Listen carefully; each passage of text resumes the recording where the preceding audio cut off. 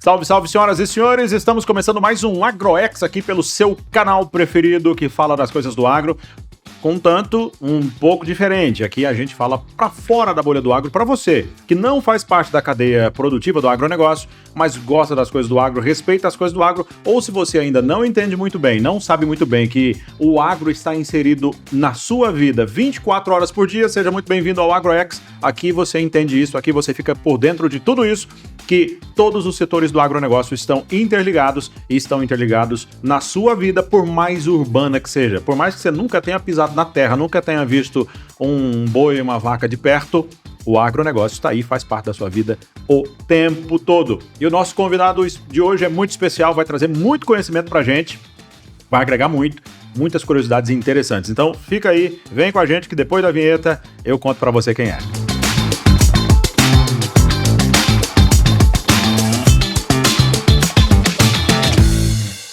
Muito bem, bora lá começar o nosso AgroX de hoje. Um bate-papo muito bacana, muito aprendizado. Hoje você vai fazer faculdade de maneira gratuita aqui nesse YouTube. Fica ligado com a gente até o final, garanto para você que vai valer muito a pena. Lembrando que o nosso AgroX é sempre no oferecimento da 2MX Treinamento. Se você que é empresário, tem equipe de vendas aí na sua empresa, tem vendedores aí na sua empresa, mas de repente a equipe não está rendendo daquele jeito que precisava, não está convertendo muitos clientes, não está atraindo novos clientes, não está cuidando direito do cliente que você já tem, faz o seguinte, entre em contato aqui com a 2MX, ó, o telefone está aqui embaixo, entre em contato que essa turma vai ajudar você, a sua empresa, a faturar muito mais e fazer dos seus tiradores de pedido, dos seus vendedores comuns em vendedores de elite, vendedores falcões, para que você tenha vendedores que realmente batem meta, geram resultado, vendem com margem, geram lucro, trazem receita, trazem novos clientes e fazem os seus clientes ficarem apaixonados aí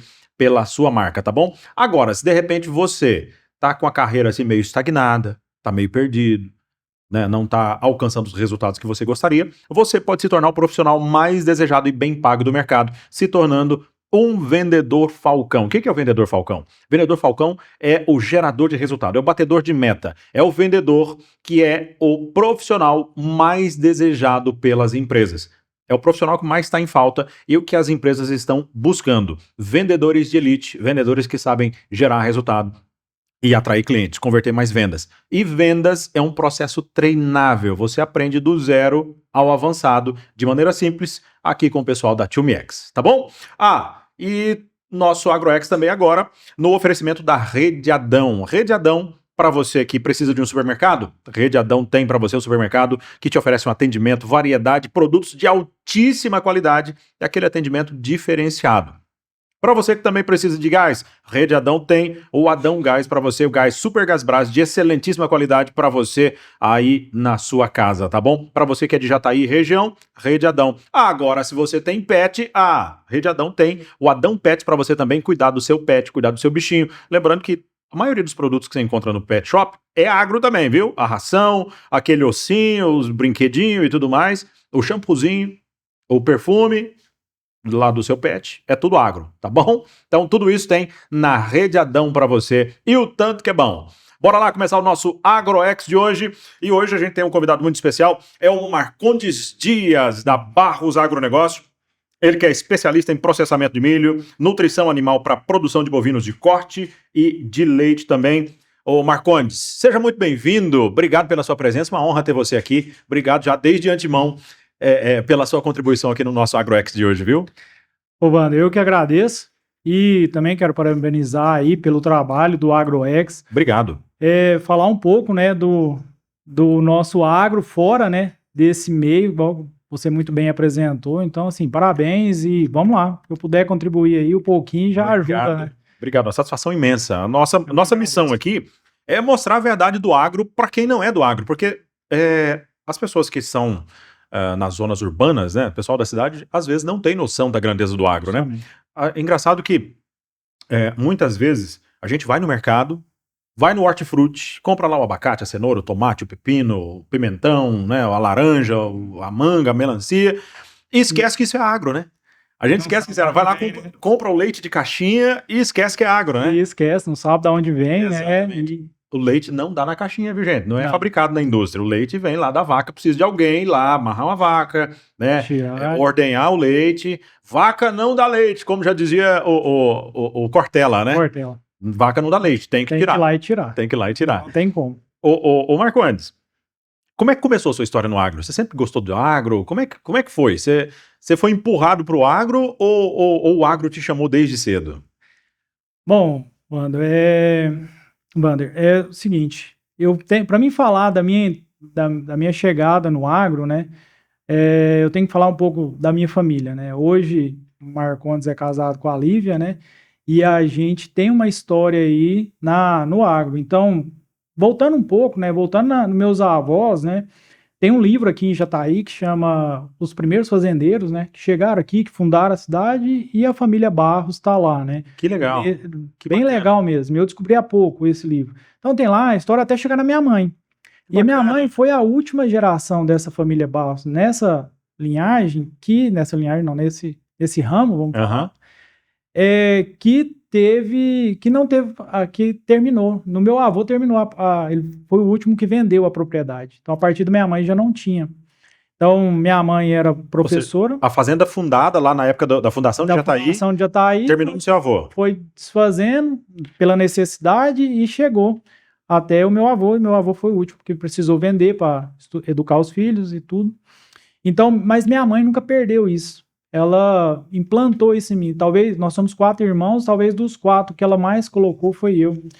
E aí eu tinha que passar minhas férias na fazenda, vivia ali na fazenda e isso... Cultura de berço mesmo. De berço, a fazenda. E eu falo assim, minha mãe teve uma coragem imensa que ela me mandava para uma fazenda onde o hospital mais próximo estava a 3 horas de carro, Nossa. não tinha telefone, não tinha energia elétrica, então ela foi, mas era a vontade que ela tinha de permanecer. Então você foi criado na luz de lamparina também. Fui, lampião, lamparina, então a gente... E rádio amador, lá na fazenda tinha um rádio amador, tinha central aqui na cidade, né? Bacana. Então, e eu venho daí, o agro. E convivendo na fazenda de pecuária, eu me formei em veterinária, trabalhei antes, né? Depois eu fui para a faculdade fazer.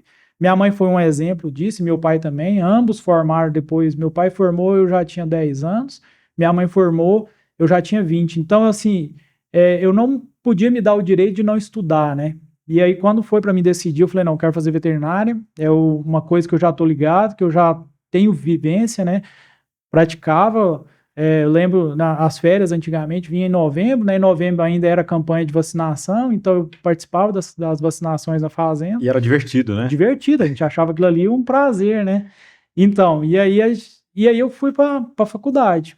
E aí na faculdade eu encontrei a nutrição de bovinho de corte. Foi a paixão Foi ali. a paixão, foi... Eu costumo falar assim, eu nunca tive dúvidas. No primeiro ano ali eu perdido, mas logo eu encontrei professores que me levaram para dentro de um laboratório de bromatologia para a gente aprender a analisar alimentos para nutrição animal, no caso já bovinos.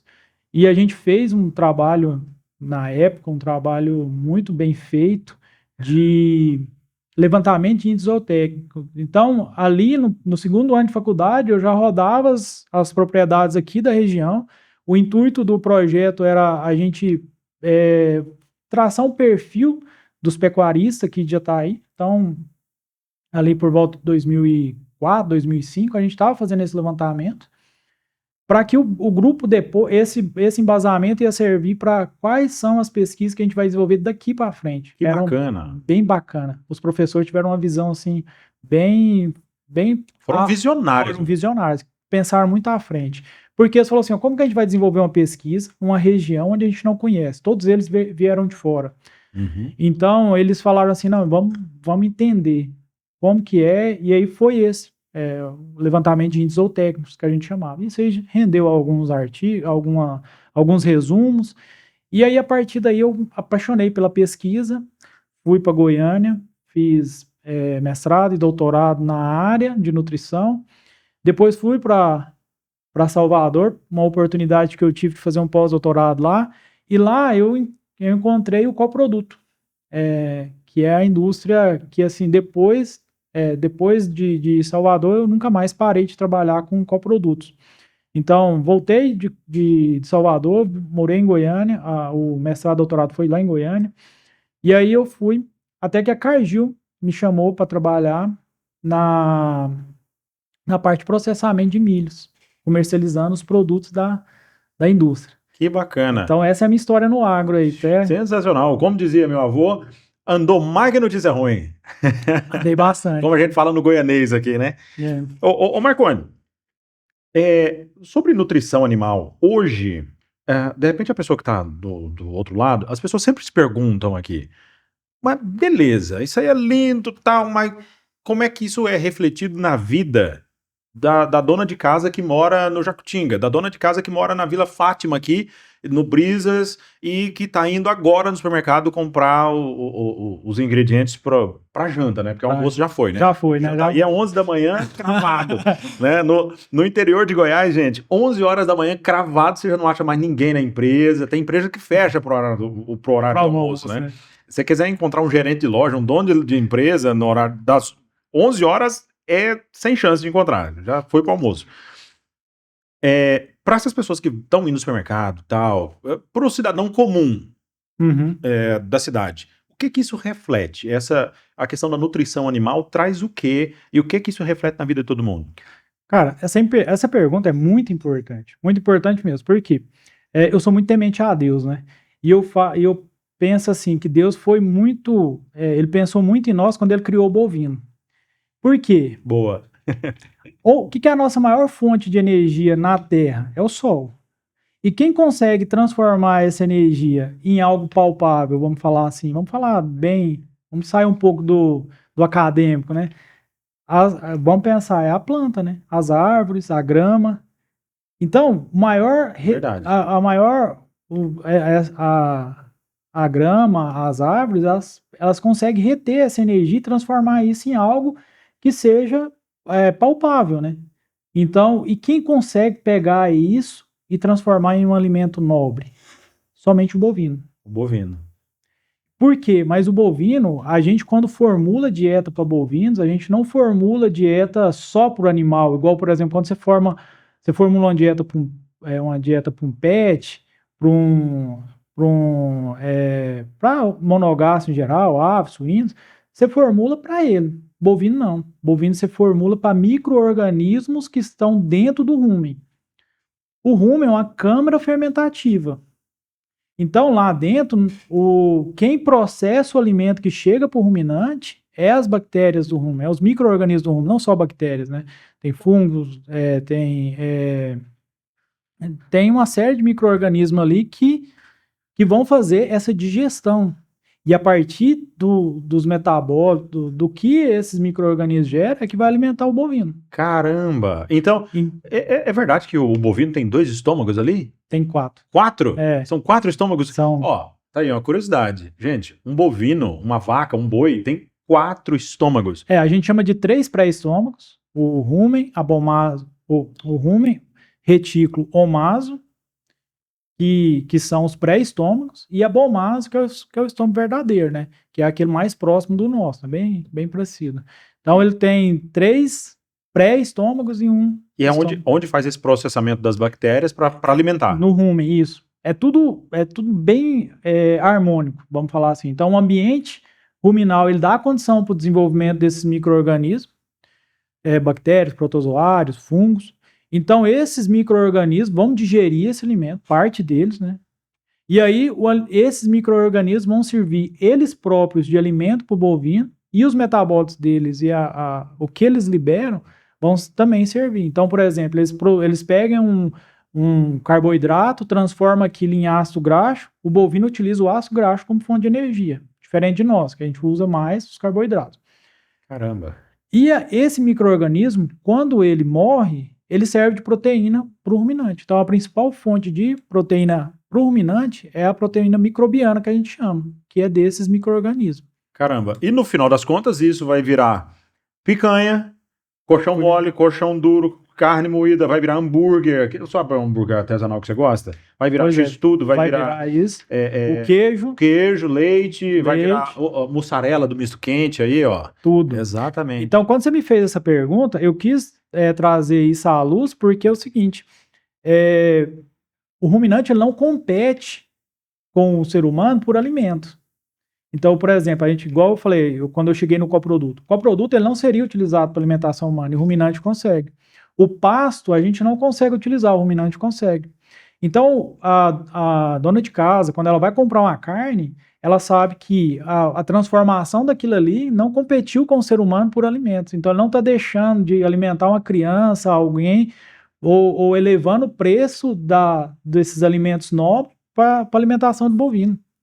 Então, o bovino ele transforma alimentos que seriam, às vezes, problema para o meio ambiente em alimentos nobres, né? Bacana. Então faz sentido quando eu digo que eu sou um vegano terceirizado, né? Eu terceirizo a alimentação vegana. O boi vai lá, come a planta e eu como a carne do boi, e assim eu sou vegano terceirizado. Terceirizado. Olha os haters aí agora já. Hein? Mas eu acho que assim, isso aí foi Deus que criou. Ele criou o bovino para comer o pasto, né? E aí a gente come carne. A gente vê, a gente está vendo agora muito em alta as dietas carnívoras, o pessoal, os nutricionistas mostrando a importância da carne. E isso é fantástico. É bem casado com o que a gente vê que Deus deixou para nós. É verdade. Então, assim, é lógico que não desmerece nenhum outro alimento, mas a carne ela é um alimento nobre. Muito mais nutritivo, né? Muito nutritivo e muito importante para nós. Não, inclusive eu vi um vídeo agora, recentemente, semana passada, de uma nutricionista que ela fez uma dieta só de carne bovina. Só de carne bovina, mais nada. Não teve frango, não teve nada, peixe, nada. Só carne bovina. Ela, em um mês, ela perdeu 6 quilos de gordura, ela diminuiu o açúcar no sangue, ela passou a ter mais energia e ela tinha até princípio de diabetes, eliminou tudo isso comendo só carne bovina, café, almoço e janta, só carne bovina. Pois é. Harvard também fez um experimento desse, né? Pegou 2 irmãos gêmeos idênticos e um comendo só comida vegana, só origem de planta, e pegou outro comendo só carne bovina também. O que comeu carne bovina, ele teve um desenvolvimento muito maior, muito superior, e um nível de energia, de satisfação muito maior do que o que comia só comida vegana, só frutas e verduras, né?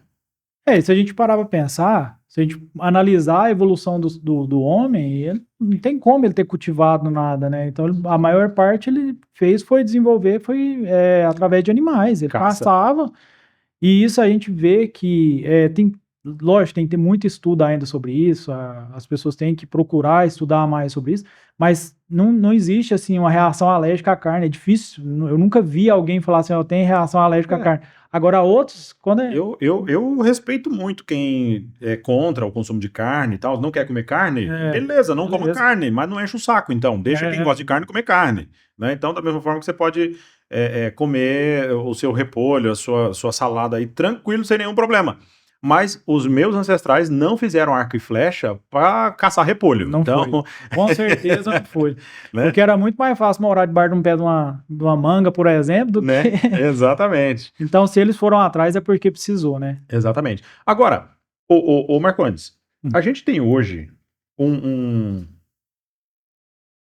animal, inclusive a nossa entrevistada da semana passada, que foi a Celisa, que ela é especialista em produção de gado de corte e tal, né, de melhoramento genético, essas coisas todas. Então hoje, e ela inclusive trouxe aqui um dado importante, que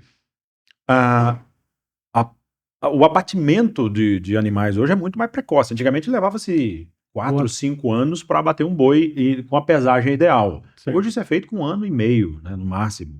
1 ano e 8 meses e tal. Isso muito depende do mercado, né? Então eu até, essa semana conversando com a minha equipe, a gente estava conversando sobre como que o mercado interfere na nossa produção. Porque assim, a gente teve, há um tempo atrás, tinha um padrão de carne. Então a gente produz para o mercado, né? Então quando a gente vai abater por que está abatendo animais mais jovens? Porque a China tem um padrão lá e ela falou, eu quero animais abaixo de 30 meses. Então a gente começou a desenvolver e pagava mais por isso, então a gente começou a desenvolver um rebanho, começou a desenvolver um sistema de criação onde a gente conseguia antecipar esses animais. Então o mercado que ditou a regra, né? E eu concordo com isso. Então, a qualidade de carne, ela vem pressionando muito a cadeia produtiva da bovinocultura de corte a produzir animais de qualidade melhor. Então, o trabalho que a Cielisa faz de seleção, outras raças também estão desenvolvendo. Hoje, o Nelore, que era que sempre foi criticado pela qualidade de carne, a qualidade carneira, a gente já tem carne marmorizada de Nelore, com uma qualidade assim, igual ou superior a muitas outras raças. Angus, por exemplo, né? Angus, por exemplo. Eu vi um experimento desse, colocou-se do lado a carne Nelore e do lado a carne Angus, e era impossível saber ali a diferença devido ao marmoreio, a qualidade do marmoreio do A Nelore. confraria da carne do Nelore tá aí para isso, para mostrar a qualidade da carne do Nelore. E a nutrição, a alimentação, o processamento de milho, essas coisas todas, qual que é a principal fonte de alimentação, de nutrição animal hoje? Então, hoje a nutrição de ruminantes, a gente pega ela basicamente, separa ela em dois grupos, que é volumoso e concentrado. Então, o volumoso é o pasto, são silagens, e a gente tem o concentrado. O concentrado, a gente divide ele basicamente em energético, proteico e mineral. Então, basicamente, uma dieta hoje, a gente fala, uma dieta concentrada hoje, ela vai milho, farelo de soja e núcleo. Então, aonde entra o coproduto? O coproduto... O que é coproduto? Boa. A indústria, ela vai processar e vai ter um produto principal. Vamos pegar, por exemplo, a indústria de etanol de milho. A indústria de etanol de milho, o foco dela é produzir etanol. Uhum. Só que o milho não faz 100% etanol. 30%. O milho gira em torno aí de 70%, 68%, 70%, depende da variedade, de amido. Esse amido ele vai ser fermentado e produzido etanol por leveduras. Os outros 30%, ele vai virar um coproduto. Lógico que isso aí tem percas, tem alguma... Mas de regra geral é mais ou menos isso. Uhum. Esses coprodutos eles se tornariam um problema para a indústria. Onde que ela vai? Descartar. Descartar. O descarte, de forma correta, ele é muito caro. Ele tem um custo. A gente pega esses coprodutos e leva para a nutrição de ruminante. O ruminante consegue, porque o que sobrou aqui é basicamente fibra e proteínas, e esse ruminante ele vai conseguir, através das bactérias do rumen, fermentar esse coproduto, esse produto que não teria destino, ele vai ser utilizado e vai ser utilizado para a produção de carne, de músculo, de leite. Caramba. Então, aí que entra. Então, a gente está falando de uma indústria, né? Etanol de milho. Mas você tem a indústria de maizena, de amido de milho, né? Que, falando o nome comercial. Não tem problema, vamos fazer. Sem problema de fazer o merchan. Mas a mãe da gente não mandava a gente no mercado para comprar amido de milho. Compra a maisena lá, menino. Compra maisena. Ou seja, o marketing foi muito bem feito. Muito. A marca. Então, assim, a indústria a gente fala moagem de milho via úmida, né? Onde a gente tem esse processamento. E dessa indústria do milho, não só faz o amido, né? Mas se faz também xaropes, né? Xaropes que vai para cervejaria, por exemplo, vai para produção de... Cervejaria? Cervejaria. Então, como que a gente sabe que uma cerveja é feita de milho? Assim, tem a cerveja de milho mesmo, mas essa cerveja, quando a gente vê lá, assim, ó, cereais não malteados. Não malteados. Não malteados.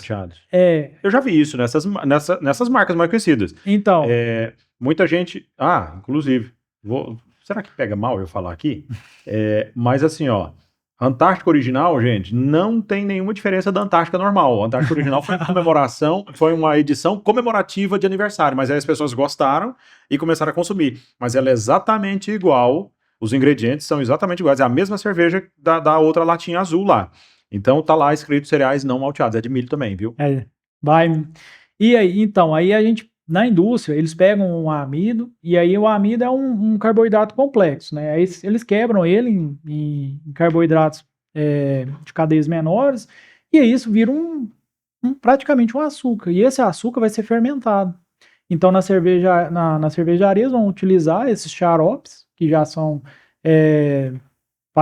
destrosas aí, da quebra do amido, e aí vão ser utilizados para fermentação. Caramba. Só que isso aí não são... O milho, assim, ele tem uma infinidade de produtos a partir daí. A partir do momento que você separou o amido, e o amido você pode fermentar, você pode fazer uma infinidade de produtos. Por exemplo, ácido cítrico.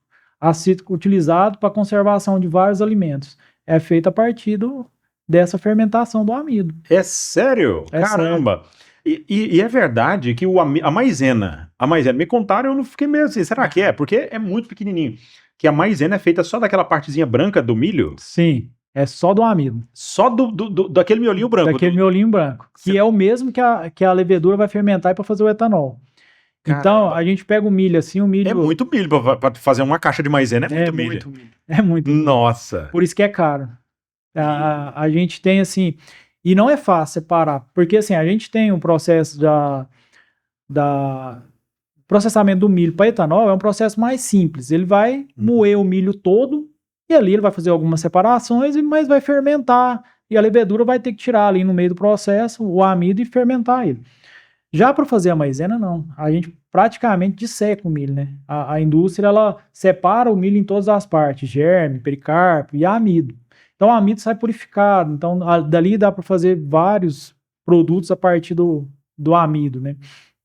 Então, é puro amido. Então, 70% do milho é amido. Então, vai ser onde vai ser produzida a maisena.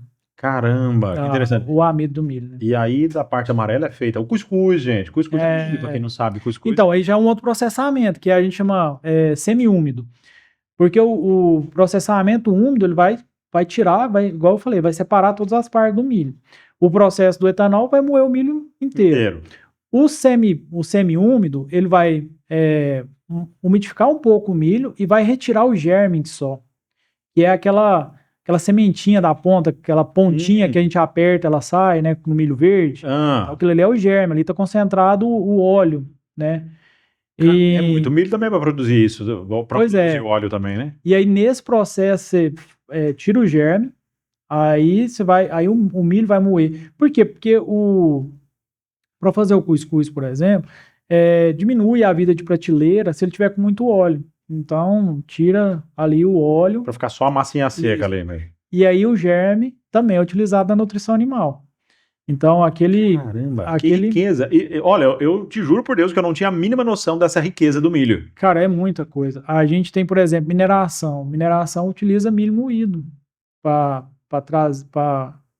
fazer parte, assim, para reter os metais ali, né? Eles utilizam esse milho, esse fubá de milho. Então, é lógico que é na mineração. A Vale compra fubá de milho. Fubá de milho para fazer mineração de metais? Para fazer. Porque quando ele aglutina, ele retém mais metais. É um processo mais, vamos falar assim, ele ajuda, né, nesse processo. Caramba. Olha, eu não sei se a gente fica orgulhoso do tanto que o milho é bacana, do agro, ou se o produtor rural vai ficar pé da vida agora, porque eu acho que nenhum produtor tem consciência dessa infinidade de coisas que são feitas do milho, mas assim, pela quantidade de coisas, a riqueza do milho tinha que custar mais caro, não tinha não, Marcondes? Então, uma das coisas que eu converso bastante e falo é que assim, a gente tem que aprender a exportar isso. Porque a gente exporta muito milho, né? Se a gente exportasse um pouco mais de coisas processadas, ou seja, se a gente agregasse valor a esse milho, a gente já exporta. A gente já exporta na forma de carne, né? Mas se a gente exportasse mais etanol, mais germe, a gente esses processados... Milho preparado para mineração, de repente. A gente conseguiria agregar valor aí, né? Vender um produto de valor agregado. Então, por exemplo, aqui em Jataí hoje nós temos duas indústrias. Uma que faz etanol de milho e uma que faz o fubá, né? Que faz tem um moinho aqui que moe e faz esse processamento. Então, a gente já consegue, porque uma coisa é você pegar um milho aqui e mandar para o porto via frete. O custo que você tem disso. Se você processa ele vende um produto de valor agregado maior, por exemplo, ao invés da gente mandar para o porto milho, a gente mandar... produto de maior valor agregado, o frete acaba saindo mais barato do que com base no preço do produto. Do produto. Por exemplo, aqui essa indústria aqui de Jataí, por exemplo, ela faz fubá e manda para São Paulo para fazer aqueles salgadinhos. Então, fazer os cheetos da vida. Fazer os cheetos da vida. Então, ela... Olha o valor que a gente tem, ao invés de mandar. Porque, assim, a gente sabe, todo todo mundo que trabalha no mercado de grão sabe que o preço de exportação do milho é o preço baixo, ou seja, é a régua de baixo. Enquanto que a soja é a régua de cima, mas o milho é a régua de baixo. Então, o mercado que paga, lógico que assim, tem épocas e épocas, mas de forma geral, a exportação é a régua de baixo do milho. Então, processar esse milho aqui para nós sempre é mais interessante. Então, quando você fala que o produtor vai ficar P, a gente vai ficar bravo por isso, mas a gente tem que pensar que quanto mais a gente fomentar esse tipo de indústria, desenvolver aqui e exportar os produtos de valor agregado, para nós é melhor, né? Vai pagar mais para ele. Pois é, porque assim, ó, eu vejo aí, igual aconteceu recentemente, um monte de milho no mercado, e a saca de milho saindo R$ 38, R$ 36, uma saca de 60 quilos. Pois é. Né? É um absurdo. Com tudo isso que dá para fazer com milho, o milho que vira carne, que vira mineral, que vira cobre, que vira ferro, que vira aço, que vira óleo de milho, que vira fubá, que vira maisena, biodiesel, que vira etanol, né? Tudo isso, quanta riqueza. É muita coisa. Você falou aí no começo, falando da alimentação para pet, né? Falou, ó, também a gente tem assim o amido, o amido não, esse processamento de milho tem muitas partes que vão para alimentação de pet. Fazer ração de pet. Fazer ração de pet. Nesse processo, por exemplo, de fazer o amido, esse processo que purifica o amido lá, ele sai um produto que a gente chama de glúten de milho 60, é uma fonte de proteína que esse não vai para alimentação de bovinos, de tanto valor agregado que ele tem, ele vai para pet, vai para peixes. Caramba! Caramba, ou seja... Tem 60% de proteína, em torno ali de 60% de proteína. Caramba, então quer dizer que o milho também tá virando filé de tilápia aí, ó. Olha só. Pois é. Filézinho de tilápia que a gente gosta de tirar gosto aí, tá?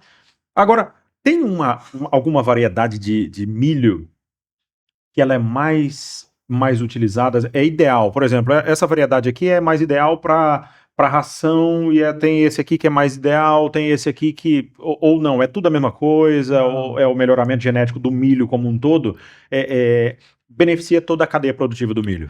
Foi boa essa pergunta.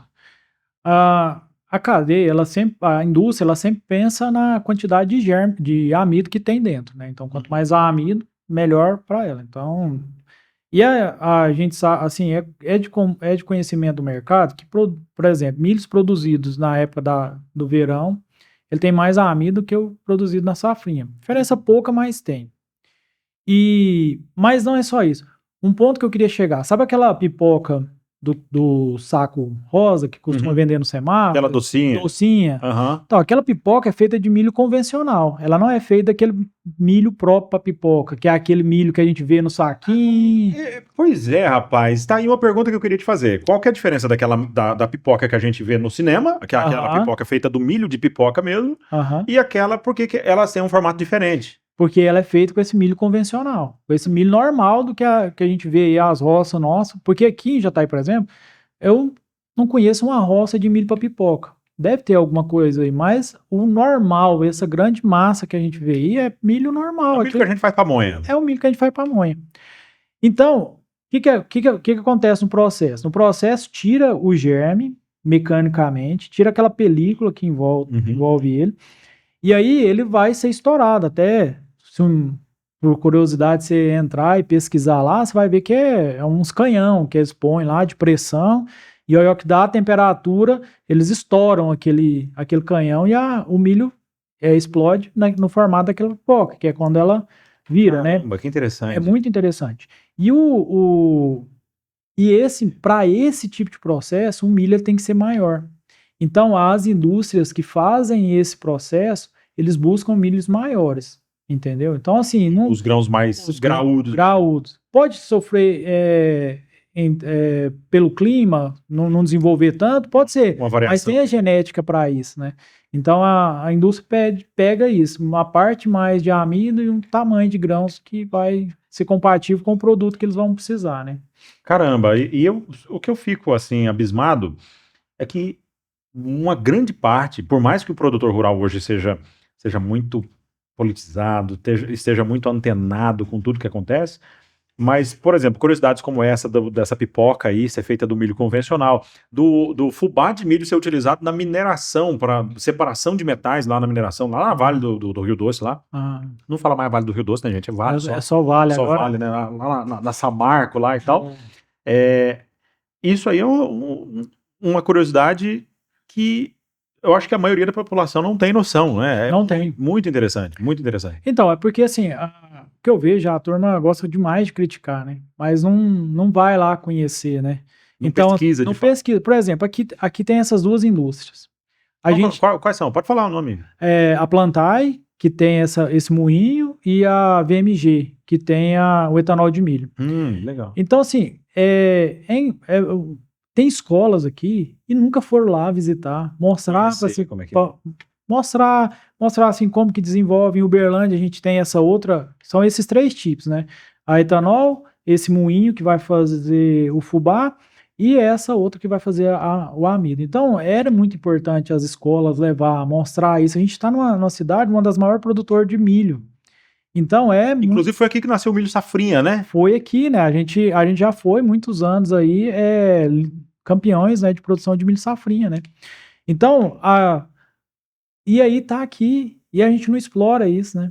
Aí eu dei uma palestra na UFJ aqui há uns anos, então a turma ficou assim, parou para ver assim, tem tudo isso e a gente não sabe, né? Então, Exatamente. e tá aqui, né? Então, eu acho que assim, falta muito disso. As pessoas entenderem além do supermercado, né? Que é o que você sempre fala. As pessoas têm que ir além do supermercado, entender como que aquilo chegou no supermercado, até mesmo para criticar, né? Se quer criticar, então conheça primeiro. Conhecer a fundo, né?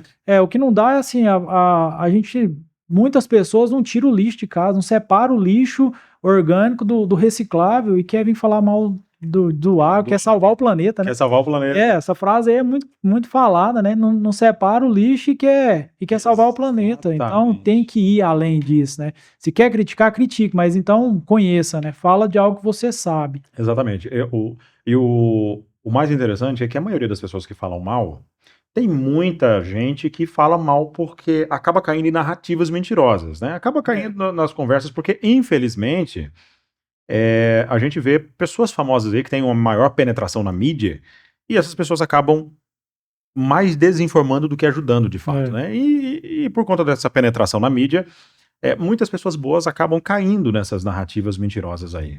Mas tem uma outra galera também que fala mal enquanto come o seu McDonald's, tomando o seu milkshake, né? E abastecendo o seu carro com etanol, que é para pagar mais barato, né? Que é para economizar. Só para constar, o McDonald's, tudo que tem dentro do seu Big Mac, 100% agro. Tudo que tem dentro do seu milkshake, 100% agro. E o etanol, 100% agro. Então, assim, às vezes a gente se pergunta, será que é hipocrisia ou será que é falta de conhecimento? Né? Infelizmente, a gente nota que muitas vezes é falta de conhecimento, né? A maioria é falta de conhecimento, né, Marcondes? Obrigado, cara. O que você está trazendo aqui de conhecimento, de conteúdo é fantástico.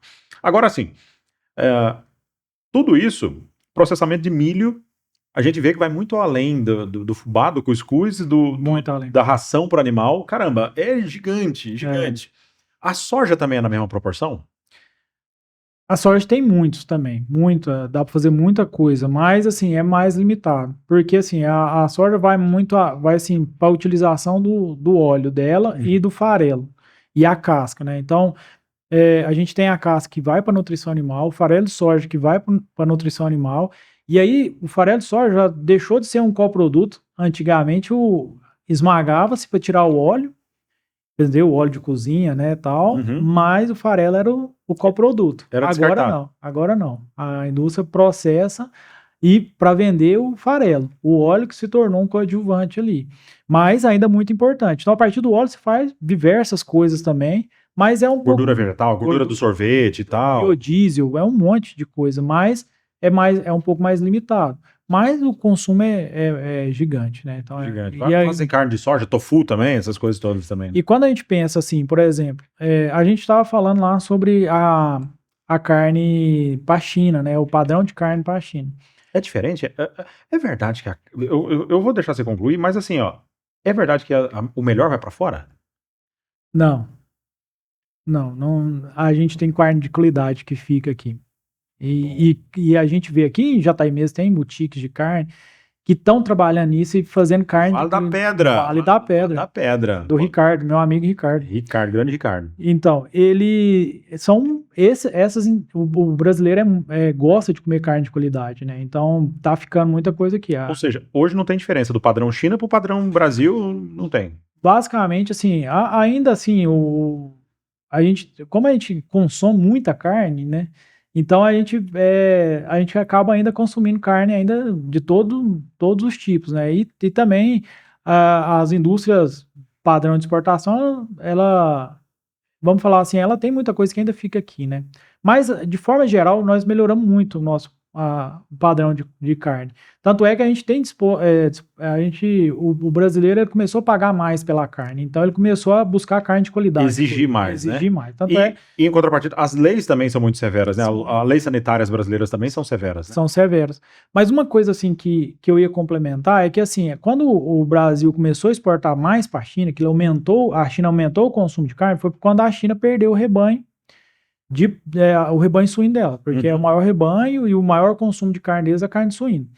E aí eles começaram a comer a carne brasileira, só que o rebanho deles já foi reconstituído e a exportação não diminuiu. A nossa exportação para a China não diminuiu. Ou seja, eles aprenderam a comer carne nossa. Então, onde que eu queria chegar? Boa. A China,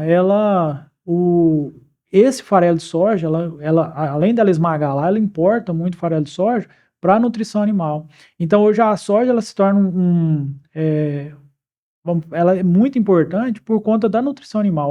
Aves e suínos, eles não consomem outros coprodutos igual o ruminante. Então, eles têm que consumir produtos de qualidade e o farelo de soja é isso para eles.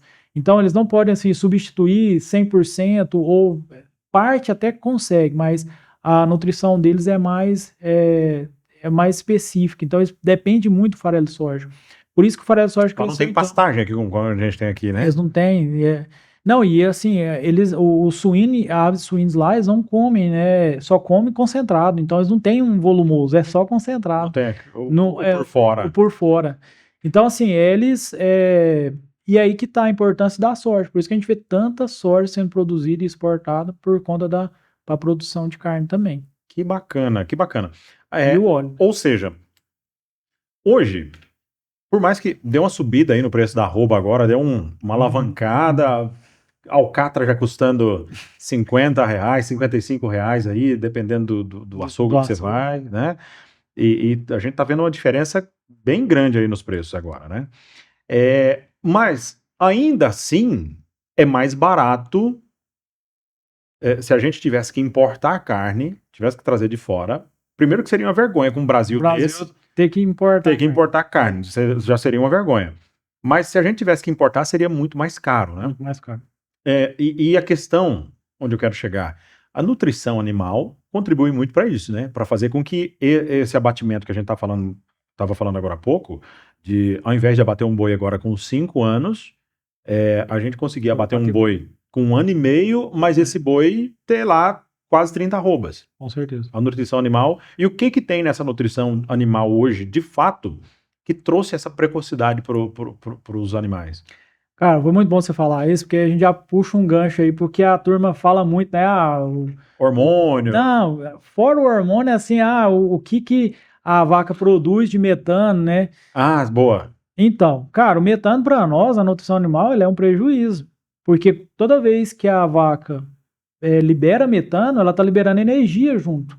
Então, a gente trabalha muito com aditivos para diminuir essa produção de metano. Que a gente não quer. Metano para nós é prejuízo.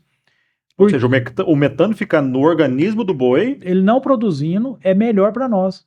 Porque eu falei dos micro-organismos, né? Esses micro-organismos que produzem metano, eles são menos eficientes em produzir ácidos que vão ser alimentados pelo... Então, o que a gente usa? A gente usa, como se fosse um antibiótico, né? Falando mais claramente, ele vai selecionar essas bactérias que produzem metano, vai tirar elas e vai deixar essas que não produzem. Vai diminuir a proporção delas. Legal. Eu pensei que o metano era benéfico no organismo animal. Usam técnicas, tecnologia para não deixar bactérias produzirem o metano. Justamente. Que legal. Porque aí ele não vai produzir metano. Essa energia que seria perdida na forma de metano vai ser retida e vai ser utilizado por animal. O animal se torna mais eficiente, ou seja, ele vai comer menos e vai produzir o mesmo tanto. Ou ele vai consumir e vai produzir mais. Então, e quando você fala de evolução na nutrição, a gente tem trabalhado para isso. E não só isso, a gente tem trabalhado para também diminuir essa dependência desses aditivos que são antibióticos, né? Que a turma realmente a gente tem que trabalhar, a gente tem que evoluir. Então, esses vão ajudar. A gente está trabalhando em óleos essenciais, em outros aditivos que não vão vão precisar mais desses antibióticos. Então, a gente tem evoluído bastante, tem empresa brasileira que produz óleos essenciais. Goiânia fez um grande projeto na minha época de doutorado lá, sobre somente óleos essenciais, óleo a partir de sucupira, babatimão, então produtos aqui do Cerrado. Foi uma parceria entre a faculdade de veterinária, zootecnia e farmácia. Eles desenvolveram lá, fizeram um projeto gigantesco. Que legal. Também lá em Salvador, onde eu estava, utilizando também para desenvolver produtos que são mais sustentáveis, né? Então, assim, a nutrição animal ela não para de buscar isso. Então, a gente, igual você falou, a gente tinha lá atrás um animal que demorava 5 anos para ficar pronto. Hoje a gente abate animais, como igual você falou aí. 1 ano e meio, 1 ano e 8 meses. 1 ano e 8 meses aí, nós temos animais prontos já. E isso é importante para a cadeia, porque o produtor ele tem que ser remunerado por isso. Então, o giro rápido do dinheiro ajuda demais. Mantém a pecuária viva, né? Mantém a atividade viva. E hoje, assim, a gente olha para a pecuária e a gente vê que a gente está perdendo área, porque a agricultura tá tomando área. Então, e tem que ser mais eficiente. Mas com base nisso, essa eficiência, ela foi maléfica em algum ponto? Porque, assim, a impressão que eu tenho é que parece que o gado antigamente, quando tinha um tempo de preparo, né, do boi, quando era mais longo, ou seja, levava 3, 4, 5 anos, aí, dependendo, era mais valorizado. A impressão que eu tenho é essa, que era mais valorizado. E agora parece que, com base nessa alta produtividade, nessa rotatividade, embora o produtor consiga ser remunerado numa janela bem menor, mas isso trouxe desvalorização. A impressão que eu tenho é essa, que eu vejo muita gente falando. E por conta disso eu vejo muitos pecuaristas, muita coisa acontecendo e gente deixando a atividade e migrando para a soja, migrando para a agricultura. O que faz hoje, mesmo com tanta tecnologia, com tanta evolução na pecuária, e faz com que ainda, muitas vezes, não seja rentável para o produtor? Assim, o mercado mudou muito, né? Porque se a gente pegar assim, a curva de desenvolvimento da suinocultura, da avicultura, eles desenvolveram bastante, começaram a produzir muito em massa. Então, vamos falar assim, o que você tinha de custo ou de custo não, o que se vendia uma carne, o preço da arroba lá atrás, lá sei lá, década de 70, 80, era bem diferente do que se paga hoje. Mas por quê? Porque a avicultura e a suinocultura desenvolveu demais. Então, jogou a régua para baixo. E aí a carne teve que acompanhar. E isso a gente vê, antigamente o povo falava assim, brincava assim, um pecuarista com 1.000 cabeças, ele andava de avião. Hoje, tem 10.000 cabeças e olha lá para ela andar de avião. E o cinto tem que ficar apertado. Tem que ficar apertado. Mas isso foi o mercado. Então, e o pecuarista, ele teve que se adaptar. Então, por um lado, ele foi apertado pelo preço, por outro lado, ele foi apertado pelas áreas. Então, ele teve que se tornar mais eficiente. Então, e está conseguindo. Tem muita gente fazendo um trabalho muito bem feito, com produção de boi a pasto, com produção de arroba mais barata e conseguindo rentabilidade na atividade. E são modelos a serem copiados, né? Então, a gente vê, você falou aí, a Celisa também trouxe aqui, falando um pouco da genética. Então, eu falei um pouco da nutrição, mas ainda tem a questão da genética. Quanto que evoluiu, a gente não conseguiria fazer um boi desse se não fosse a genética. Melhoramento. Então, e quando a turma fala assim de hormônio, eu bato sempre na tecla de melhoramento genético, porque a seleção que a gente faz, e bovino é muito mais difícil de fazer seleção do que aves e suínos, porque aves e suínos, o ciclo deles é muito rápido, a geração é muito rápida. Agora no bovino, não. Bovino você tem 9 meses ali na barriga, depois 8 meses para desmamar, para você saber o que você tem ali. Então, é lógico. E nesse tempo, só de barriga, de 9 meses na barriga, aí um suíno, um frango já várias vezes. Várias vezes. Então, é lógico que hoje as tecnologias estão avançando, a parte genômica, então, mas ainda é pequena ainda pelo tamanho do nosso rebanho. Então, assim, tem que ainda muita coisa andar para a gente, e a gente não pode tirar o mérito do melhoramento genético nesse ponto. Então, a gente não usa hormônio, é proibido usar hormônio. Ah, mas eu sei de gente que já usou e tal. É proibido. Se pegar, tem que ser cadeia. Caramba, é sério É isso? sério, é muito sério. Nós não podemos usar. Outros países utilizam e não tem problema. Estados Unidos utiliza hormônio, não tem problema, mas o Brasil é proibido. Aí, sim, é lógico que toda atividade. Ou seja, desculpa te cortar, mas ou seja, no Brasil, para ficar bem claro, a carne que a gente consome, esses bois enormes que a gente vê, é puramente melhoramento genético através de cruzamentos e nutrição. E nutrição. Isso. Caramba. Ou seja, e manejo assim também, né? Manejo. Ou seja, a nossa pecuária, então, não é à toa que é uma das maiores do mundo. Caramba, olha isso. E você vê, diante de tudo isso, a gente ainda é competitivo. Tem outros países que são subsidiados, tem. Ali hoje falou no Notícias Agrícolas lá de como que é difícil de acessar os financiamentos, né, que o produtor rural tem.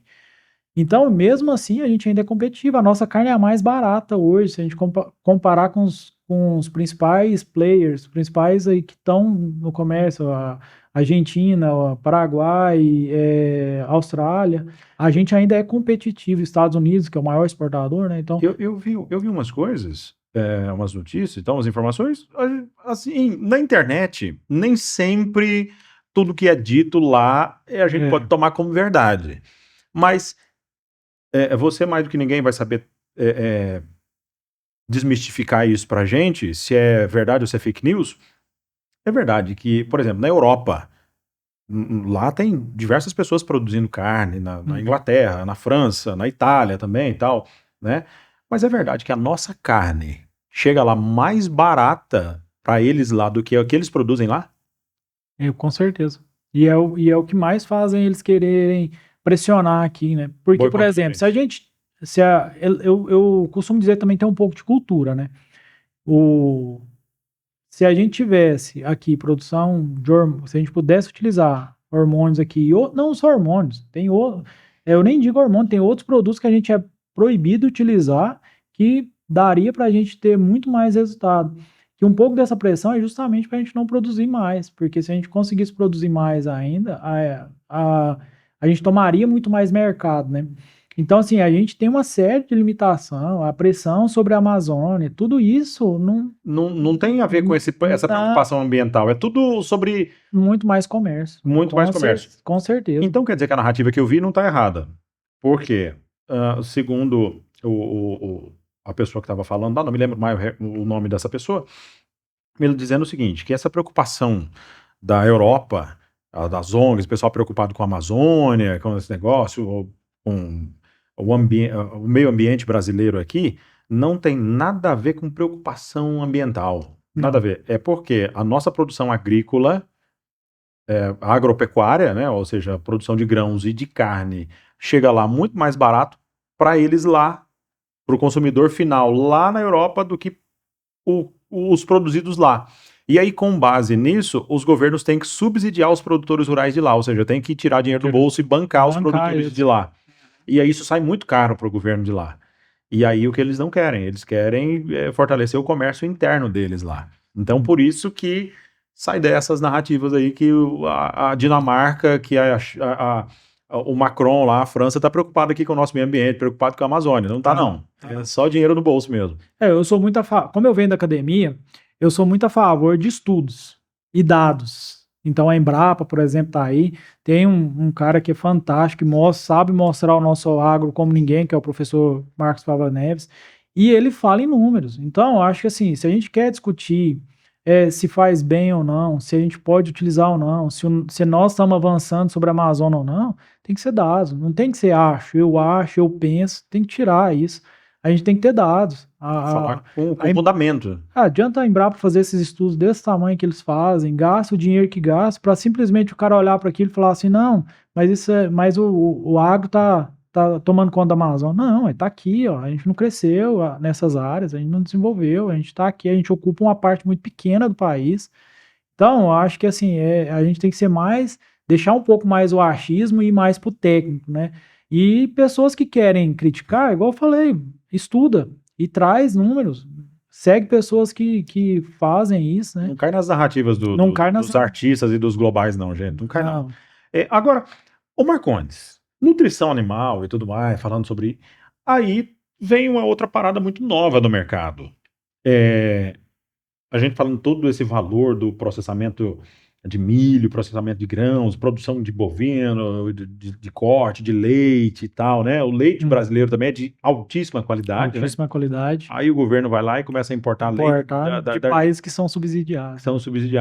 Não faz sentido isso, né? A impressão que eu tenho é que o governo quer realmente ferrar com o produtor rural brasileiro. Mas agora tem uma outra parada aí, que é a carne sintética da JBS. E aí, você acha que isso tem fundamento? Porque, segundo eles, é para reduzir o abate de animais e tal, é para proteger o meio ambiente. É isso mesmo ou eles estão querendo economizar? Cara, quando a gente olha para a indústria deles, né, da JBS, é difícil a gente acreditar nisso, né? Os caras só crescem, só investem em crescimento e aí tá preocupado em abate. Na minha opinião, eles estão muito mais preocupados em desenvolver o mercado deles, em crescer o negócio deles, do que propriamente falar de abate de animais. Sendo que eles são um dos maiores abatedores do mundo, né? Os maiores, né? Os maiores, né? Na verdade, Se juntar todas as empresas deles, são as maiores. Então, como que alguém que é o maior abatedor de animais do planeta vai falar de carne sintética? Se não é por negócio deles, né? Então, eles querem ser pioneiros numa coisa aí. Será que eles estão querendo atingir um mercado que eles não atingem hoje, que é os vegetarianos, os veganos e tal? Pode ser. Eu acho que é muito mais isso do que propriamente falar que está preocupado com os animais, né? Então, não vejo sentido nisso aí. E como você conhece muito aí de ciência, de processamento e tal, esse negócio não é perigoso, não? Essa carne sintética aí, sei lá, desenvolver uma mutação, um negócio, sei lá, não é perigoso isso, não? Cara, assim, eu acho o seguinte, vai demorar muitos anos para nós ter isso aí, que se isso aí vai ter algum efeito ou não. Porque não se consegue fazer uma avaliação a curto prazo. Você tem que, talvez assim, o efeito a curto prazo eles consigam pegar, né? E fazer isso. Agora, na pesquisa, eles não vão conseguir acelerar ou seja, vamos falar assim, pensa uma coisa hipotética. O consumo de carne sintética causa envelhecimento. Como você vai medir isso em pouco tempo? Tem que aguardar. É só hipotético, né? Então, não tem como. Tem muita coisa aí que depende muito do estudo da ciência para afirmar. Então, E o que precisa, no caso? Tá certo que eles têm força política para isso, né? Eles têm força.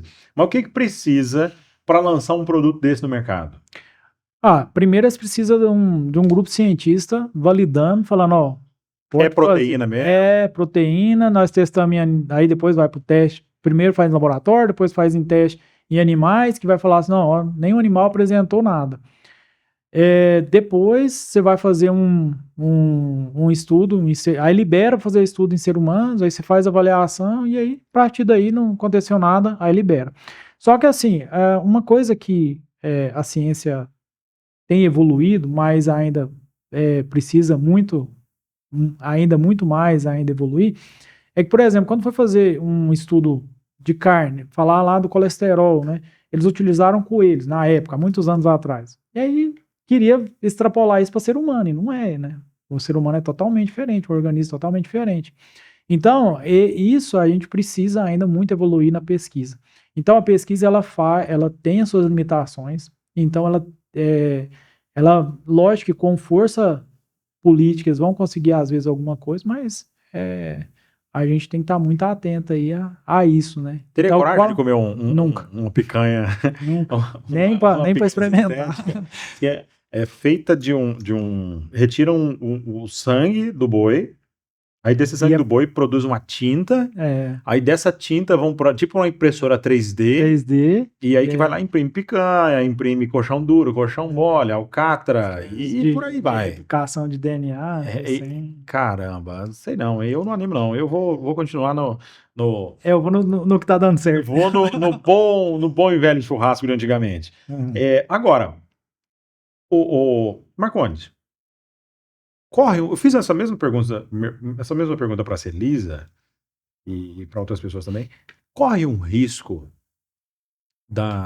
principalmente a carne bovina, num médio longo prazo aí, se tornar um produto de luxo, onde só os ricos vão ter acesso? Porque vindo essa carne sintética, se ela vier, e aí, como você colocou aí, que tem produtores, a pecuária perdendo área. Tem os confinamentos e tudo mais e tal, mas muita gente, devido à falta de incentivo e a baixa lucratividade que a pecuária tem, pelo menos assim, na maior parte do tempo, tem muita gente abandonando a atividade indo para a agricultura, Perdendo área para perdendo área para a agricultura. Corre risco da carne bovina se tornar um produto de luxo?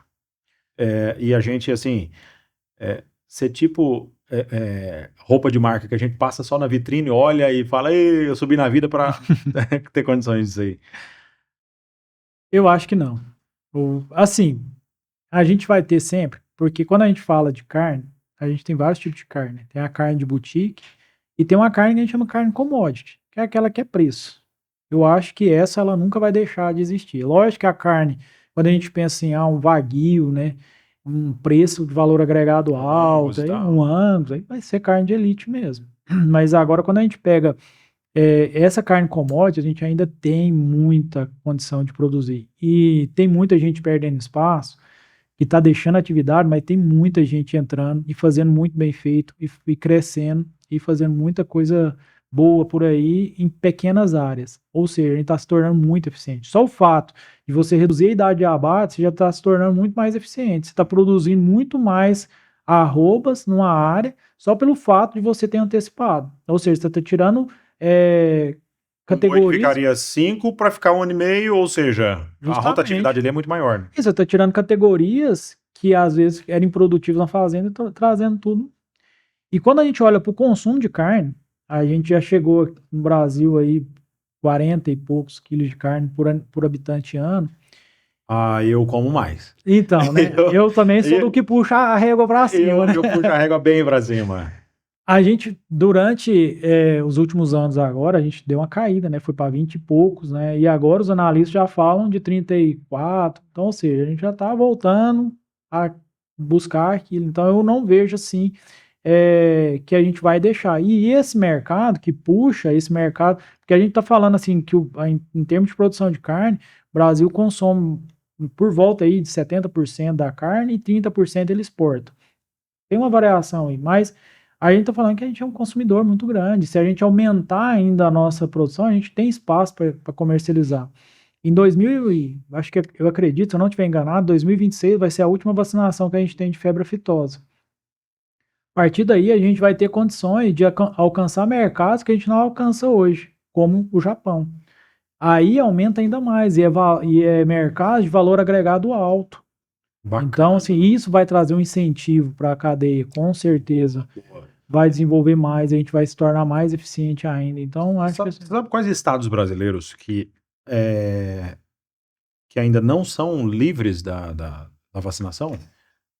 Eu acredito que todos ainda têm Eu não vou saber. Eu sei que o Paraná já não vacina mais nada, já tá livre, né? Eu tô desatualizado. Eu não vou arriscar, não. Eu tô desatualizado desse número aí. Mas eu sei que a partir de 2026, praticamente, a gente vai ficar livre dessa vacinação aí. E a gente tem risco de outra doença, sei lá, tipo... além da aftosa, tem brucelose, tem essas coisas todas e tal. a gente sempre vai conviver, por exemplo, com a brucelose. A gente é um país tropical, né? País tropical, geralmente, ele tende a ter mais doença, né? E aí, a gente vai ter que conviver com algumas. Só que são algumas que os outros países não importam de ter aqui, porque o controle é fácil. Então, é possível controlar, né? Então, é possível controlar na chegada lá, é possível controlar através da resfriamento da carne. Então, essas ações, agora tem algumas que não, e essas é que preocupa eles, entendeu? Vaca Então, louca, aftosa. então, a vaca louca, ela é uma coisa, assim, engraçada da gente, até, engraçada não, importante a gente comentar, né? Que, naturalmente, as vacas mais eradas, elas podem ter esse quadro, né? De polincefalose. Mas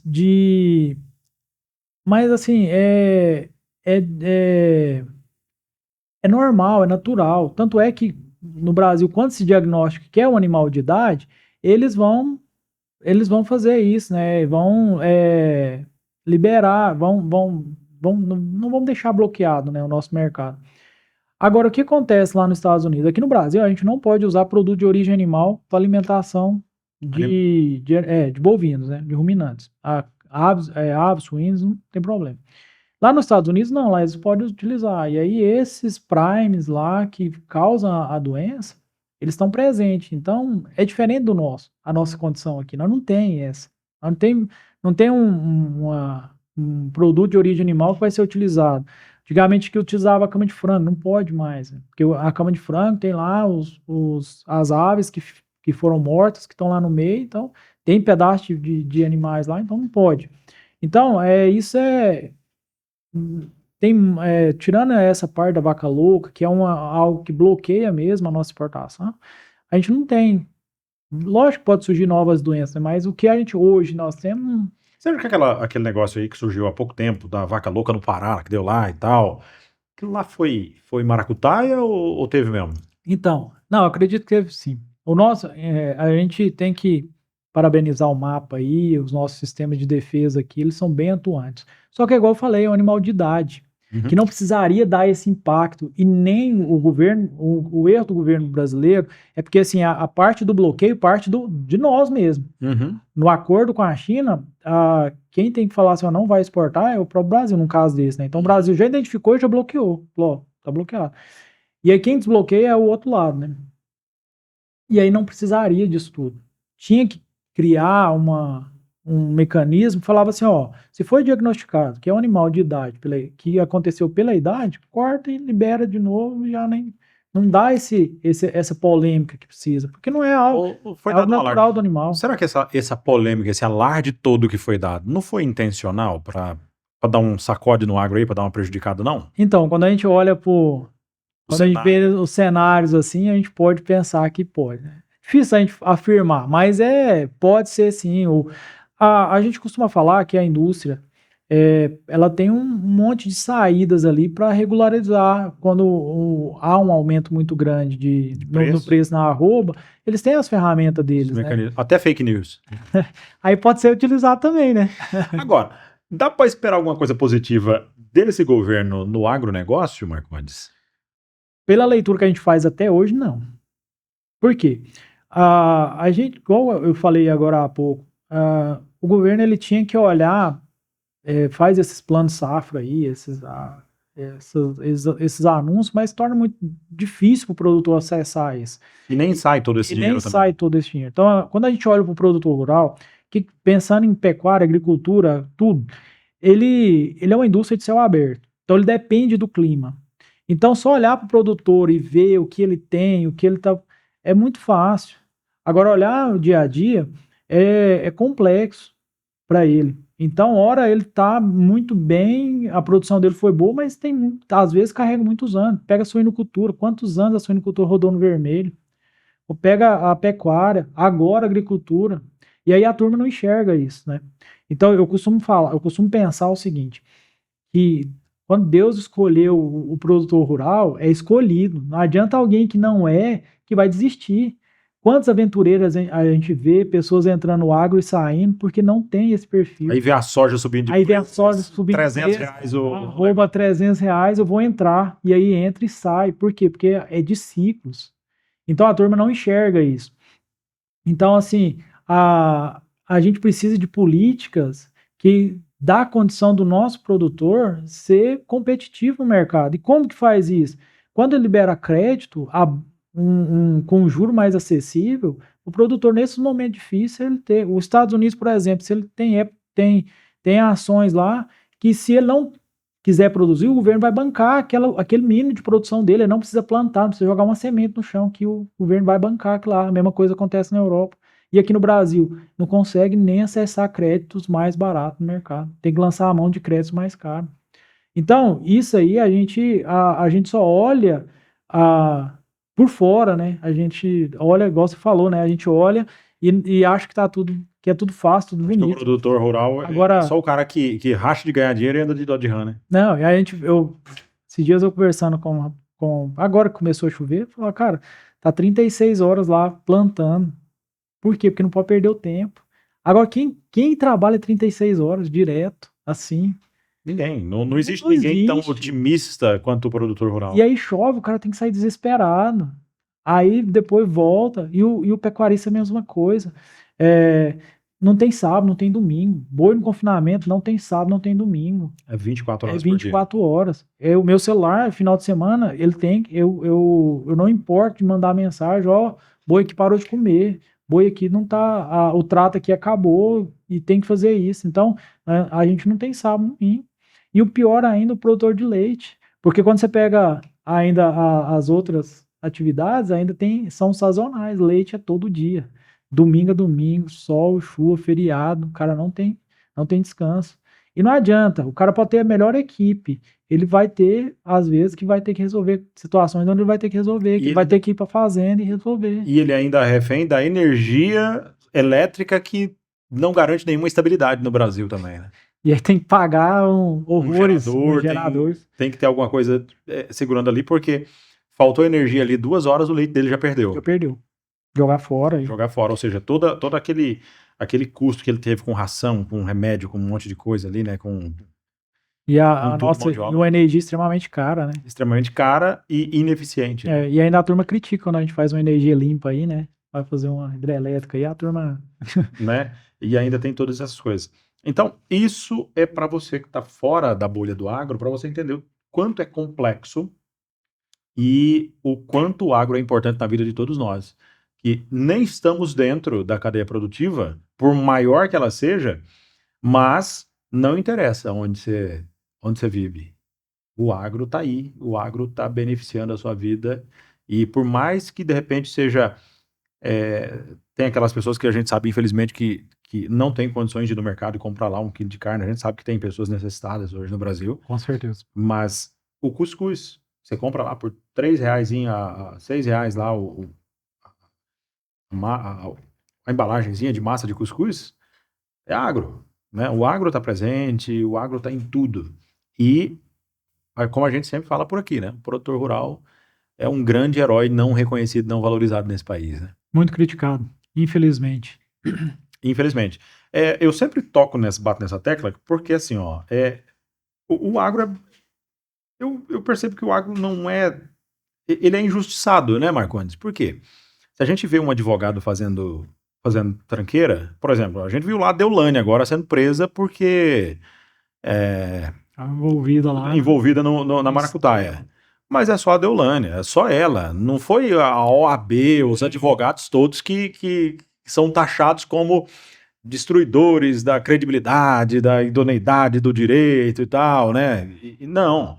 O Gustavo Lima também quase foi preso, mas a gente não começou a xingar todos os cantores aí, falando que é tudo um bando de sacana, né? Mas quando um produtor rural, porque, gente, produtor rural também é profissão. Assim como advogado, assim como músico, assim como médico, como dentista, tem um ou outro ali também que pode fazer uma besteira, normal, faz parte do jogo. São pessoas, são seres humanos, né? Mas a maioria esmagadora é gente de bem, gente que está produzindo certinho, trabalhando certinho. Mas quando o produtor rural, se algum, por acaso, cometer um erro, a cadeia inteira, de dentro e de fora da porteira, apanha, mas apanha assim de maneira desleal mesmo. Desleal. É isso aí. A turma joga pra dentro tudo mesmo balaio, né? E é o que a gente conversou há pouco, né?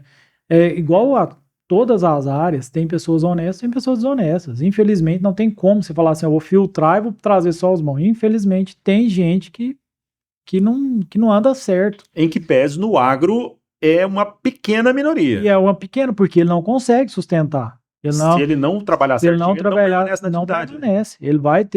Ele vai ser expulso pelo próprio mercado. pelo próprio sistema Então a gente vê assim e a turma é o contrário, né? Então cai em narrativas, cai em situações onde não conhece e compra pelo que os outros estão falando. Então, infelizmente, a gente tem pessoas dentro do agro que não são honestas e geralmente essas pessoas são cíclicas, elas saem do agro e vai para outra atividade também fazer o mesmo. Só que na grande maioria são heróis que estão ali no dia a dia fazendo muito mais do que muitos outros em outras atividades. Segurando o país de pé, né? Porque Segurando o o país de produtor rural raiz, o agro raiz, é gente de bem, é gente trabalhadora e é gente que mantém o Brasil de pé de verdade. Que mantém o Porque Brasil de pé. se não fosse o agronegócio brasileiro, esse país já teria quebrado há muito tempo, né, Marcondes? Pensa na pandemia, né, cara? Tanto que o agro fez diferença, né, na pandemia. Então, assim, cara, é arriscar a vida mesmo.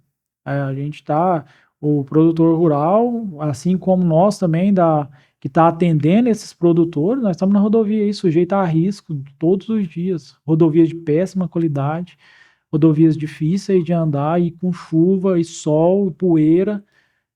Anda numa estrada de poeira na época da seca, anda num barro na época da chuva. Os estradas esburacadas igual tava daqui para Caiapônia, de Caiapônia para Piranhas ali, que tava terrível, né? Terrível. E a gente tem que estar todo dia, nós não podemos acordar e falar, não, hoje eu não vou, não, estou indisposto. Não tem essa. E sem falar que, dependendo da situação do produtor, tem os produtores que estão mais organizados, tem os produtores que estão, como costuma se falar no meio, estão 2, 3 safras na frente, Na né? frente, Tá tranquilo.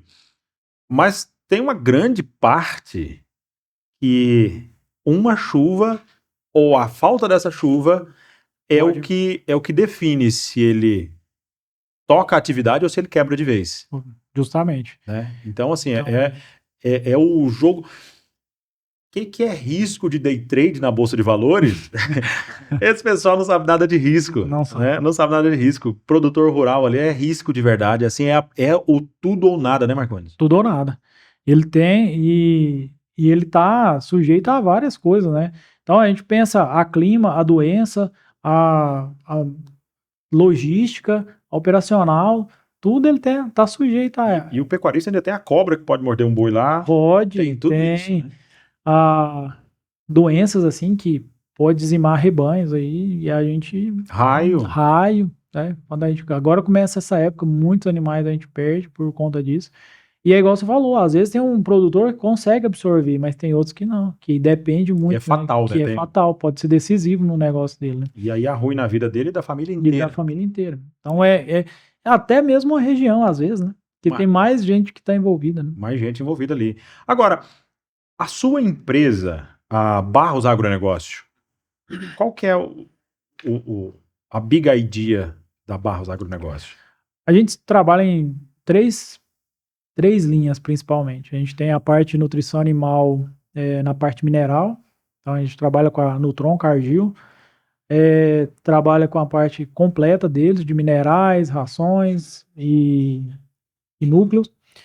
A gente tem a parte de coprodutos, que eu te falei que depois que eu entrei eu não saí mais, a gente comercializa coprodutos aí num outro segmento. Então, a gente trabalha com DDG, germe, farelo de soja, casca, milho. Então a gente tudo voltado para nutrição animal.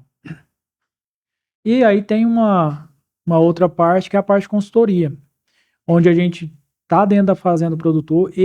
Essa parte de consultoria a gente não é algo que a gente fomenta muito, a gente está muito em parceria com esses outros 2 canais. Então a gente basicamente hoje atende essa turma que já compra de nós não abrimos ainda para tipo assim, vou ter vários clientes, escalar isso, não. Ele é mais para atender, porque às vezes a gente não consegue, o número de visitas é suficiente, então a gente abre uma consultoria para que a gente possa estar mais presente dentro dos nossos próprios clientes, né? Então, esses 3 canais hoje que a gente trabalha e muito focado na pecuária, tanto leite quanto corte, né? Então, eu já estou desde 2018 nessa área. Na verdade, assim, eu formei, tive em Salvador, depois eu voltei. Quando eu voltei para Cargill quando eu voltei, fui para Cargill em 2015. De lá para cá eu praticamente vivo isso, né? Mas eu costumo brincar que quando eu entrei na faculdade em 2003, em próprio 2003 eu já fui para dentro de um laboratório de nutrição animal e de lá nunca mais saí. Eu sou Bacana. apaixonado pelo que eu faço e graças a Deus tá. E quem contrata o Marcondes hoje, o que que ele tem? Ele contrata o Marcondes para ir lá ajudar ele a ter mais. Se é um produtor de gado de corte, o Marcondes vai ajudar ele a ter uma precocidade, uma nutrição, uma produtividade maior. O que é o principal trabalho nosso? Porque assim, a gente sabe que usar coproduto ele não é assim fácil, né? É muito melhor você comprar o produto empacotadinho lá e entregue na fazenda, né? Só que a gente sabe que isso às vezes onera mais. Então, você produzir a sua ração dentro da fazenda, ela pode sai mais barato. Então, onde que a gente entra? A gente atende tanto na parte mineral, como na parte de energia e proteína, que eu falei, e a gente também atende na parte de formulação. Então, a gente ensina a usar aqueles produtos na fazenda. Então, você vai ter, eu preciso que você me vende os produtos, mas também faça a dieta. A gente entrega. Eu quero que você monte um plano nutricional para mim. Então, hoje a gente está com essas categorias aqui e vou chegar e quero que ele chegue em tal peso. A gente monta um plano nutricional para que ele tenha todo esse desenvolvimento dentro da fazenda. Mas Marcos, eu não quero fazer dentro da fazenda, eu quero comprar pronto. A gente também tem parceiros, a gente tem produtos prontos. Então, assim, a gente hoje, graças a Deus, consegue atender todas as demandas hoje, pensando em nutrição para o pecuarista. Fala, não, Marcos, eu já tenho minhas empresas que eu trabalho, já tenho os produtos aqui que eu compro, eu quero só que você formula. A gente também trabalha nessa parte. Igual eu falei, é uma parte que a gente ainda não fomenta muito ainda, porque a gente ainda não tem perna para isso, mas se a gente conversando, a gente chega De repente tem alguém que está precisando do mais caro, né? Que é o conhecimento. E é o que fornece o maior atalho, né? Aquela coisa, ao invés dele ficar dando volta aqui, tentando resolver, de repente ele conversa com o Marcondes aqui, ele já vai direto. Economiza sangue, suor e lágrima ali, de repente, né? Porque assim, às vezes, igual aqui... E dinheiro. Igual a gente comentou, né? Aqui a gente tem várias indústrias. Aqui em Jataí a gente tem indústria de farelo de soja, a gente tem essa indústria, essas outras duas que eu falei de milho. Então, a gente tem uma gama de produtos aqui e às vezes a turma deixa de usar por não conhecer.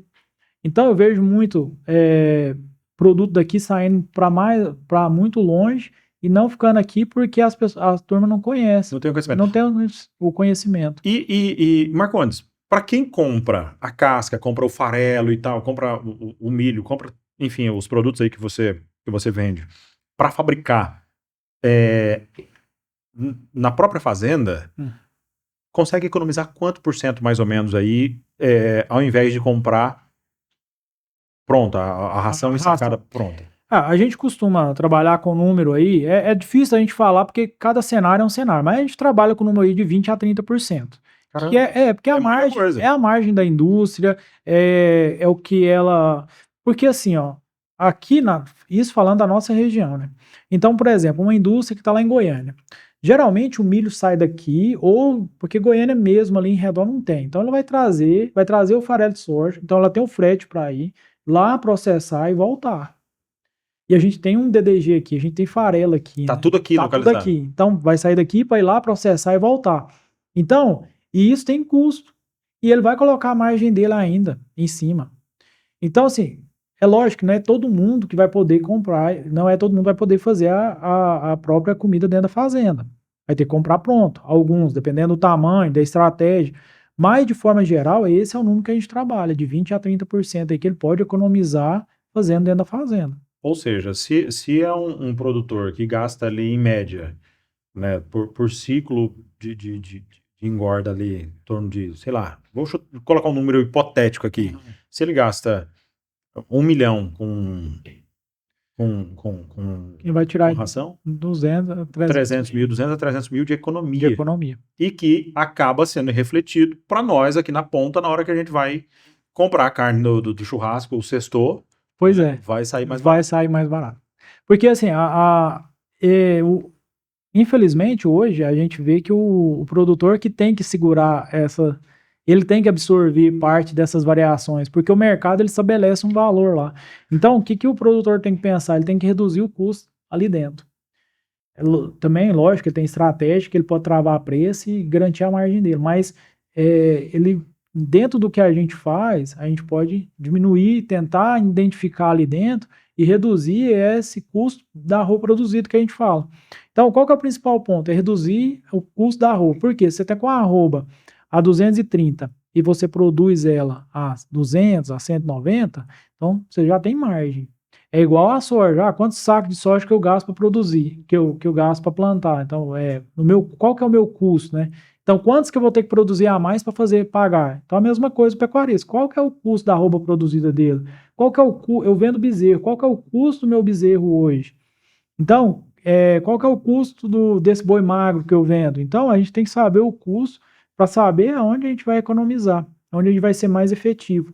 Legal. E hoje, quanto é que custa, em média no boi comum? Tem diferença por exemplo, para quem produz Angus e para quem produz Nelore e tal, tem diferença de custo de produção? Custo de produção? O Angus ele tem um custo maior. Leite é mais caro? Para quem produz leite? É mais caro. A vaca de leite come bem. O custo dela com nutrição é bem grande. O impacto é bem grande. E você tem a métrica de o que custa, em média, para produzir 1 litro de leite? E o que custa um arroba hoje de gado normal, que é o gado que a grande massa consome, que vai no açougue, que vai lá no supermercado aí da sua preferência, que vai lá no Adão Supermercado comprar um bife lá do dia a dia. Quanto é que custa essa arroba para ser produzida? Porque as pessoas têm uma ideia de que se você tem lá 100 cabeças de Nelore, você tá multimilionário, né? Se eu colocar o valor que tá lá e parado, né? Pode até ser, né? Maravilhoso. Mas, então, a gente trabalha assim hoje, vou te dar um número mais atualizado que é de confinamento. Então, hoje vai ter um custo aí de produção de arroba produzida aí em torno de 220, 220. E essa arroba no mercado, na hora que esse produtor vai vender ela, essa que custou 220 para produzir, ela vai sair a quanto para ele? Para ele vender? Então, hoje ele está vendendo aí a 260, 265 ele vende.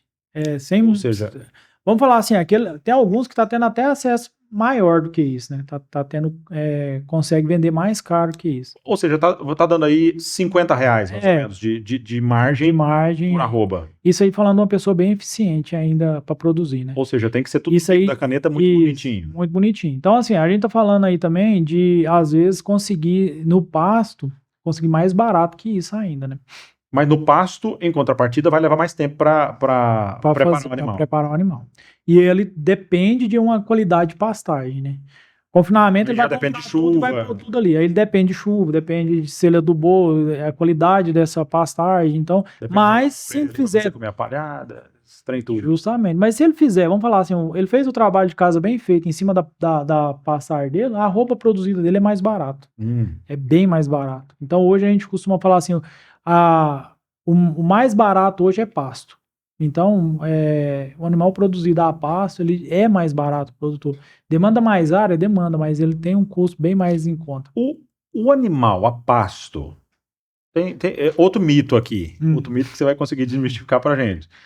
O animal a pasto tem sabor diferente do animal de confinamento, do animal de ração? Tem. Qual que é a diferença de cor? Tem cor de carne? É diferente? Tem. Geralmente, quando a gordura é mais amarela, significa que o animal, às vezes, é um pouco mais de idade e a pasta. A gordura mais clarinha, ela geralmente é de animais em confinamento. Mas tem diferença, sim. Então, inclusive, tem... Tem valor agregado diferente o animal a pasto? É mesmo preço? Mesmo preço. Ainda não. Eu acredito que quando você me perguntou assim, os níveis de prateleira lá, eu acho que vai chegar o tempo que a gente vai ter isso, a qualidade de carne, porque assim, ó, eu vejo, tem um pessoal trabalhando já mais também com a carne daqueles animais mais velhos, né? Que diz que tem um sabor mais forte. Eu, assim, eu não sou nenhum especialista em carne, né? Mas eu acompanho muito essa turma que é especialista. Então, eles estão mostrando que tem um nicho de mercado para esses animais. Então, é um animal. Aí, esse animal vai ter que ser a pasto. É uma forma de subnichar a pecuária para gerar mais valor agregado. Ele consegue através disso. Então, tem mostrando que isso tem. Que uma das carnes mais valorizadas no mundo hoje é de animais mais velhos. Então, é qualidade, é paladar, né? Mas, de forma geral, o que a gente vê? Quando a gente fala de carne commodity, é aquela carne que o cara vai comer, vai achar macia e saborosa. Então, às vezes, e aí você tem que produzir em volume. Então, então hoje, você produzir um animal mais velho na fazenda, você tem que gastar mais, então essa carne tem que custar mais caro. Então, assim, há diferença sim. Às vezes a nutrição é mais imperceptível. Assim, eu usei determinado produto, já fizeram alguns estudos, quando a gente fala em qualidade de carne, a gente tem padrões de avaliar padrões de carne. Teve aqui na UNA, eu fiz um trabalho, quando eu estava dando aula lá, e a gente pegou uma carne, 2 tipos de carne, uma numa boutique e outra no açougue. E a gente colocou 120 pessoas para experimentar dessa carne.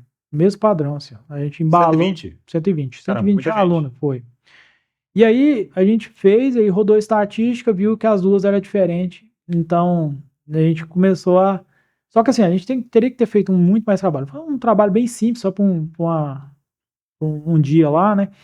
Então, o que a gente tem hoje de painel degustativo? Nós temos esse modelo que a gente rodou na UNA, onde você tem várias pessoas, aí você elimina o efeito pessoa, né? Você tem várias pessoas experimentando, e você tem um painel de pessoas treinadas para isso. Aí é um número pequeno de amostra que você faz.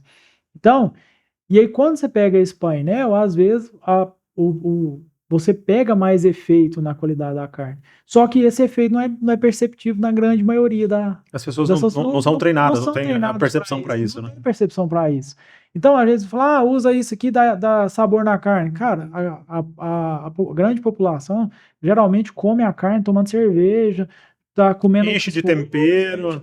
E não consegue perceber isso. Aí você enche de cebola e alho e fica com gosto de alho e cebola, né? Alho e cebola. E hoje a gente tá vendo muito assim, muito gourmet, né? Preparo gourmet, né? Então aí você vê que... Chimichurri e tal. Enche de tempero e como é que você vai... O sabor da carne, de fato, ali a gente nem percebe. Agora, se a carne for dura ou macia, você vai perceber. É verdade. Então, aí é isso que tá. Então, tem essa diferença aí de animais a pasto e animais confinados, mas vamos falar assim, a carne commodity aí, que todo mundo vai comer, essa carne aí não vai pôr azul, ninguém vai perceber. Só se alguém falar, não, essa aqui é essa. Justamente pronto. Agora, quando você vai para boutique, não, aí a pessoa que vai lá, ela já entende um pouco mais de carne, são um corte diferente. um corte diferente, aí ela já percebe isso. Vai um animal com a carne mais dura, já vai falar assim, opa. Bacana. Agora, por mais que a nossa comunicação aqui, a gente busque atingir a grande massa que não faça parte da cadeia do agro, justamente para conscientizar, mas nós temos muitos produtores, muita turma do agro que acompanha a gente e tal.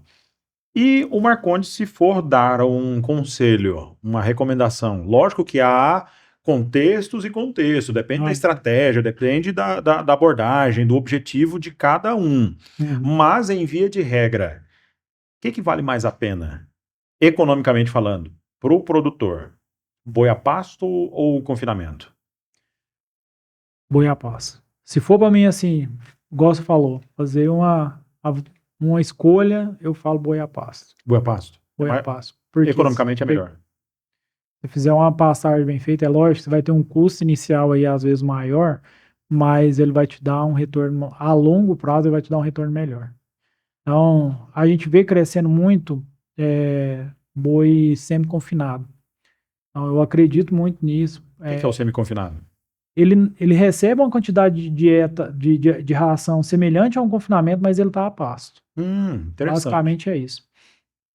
E eu vejo, assim, muito trabalho, muito bem feito. O pessoal do Apta Colina lá, o professor Flávio, o professor Gustavo, trabalhando muito isso em produção a pasto e trazendo muita estratégia boa para isso.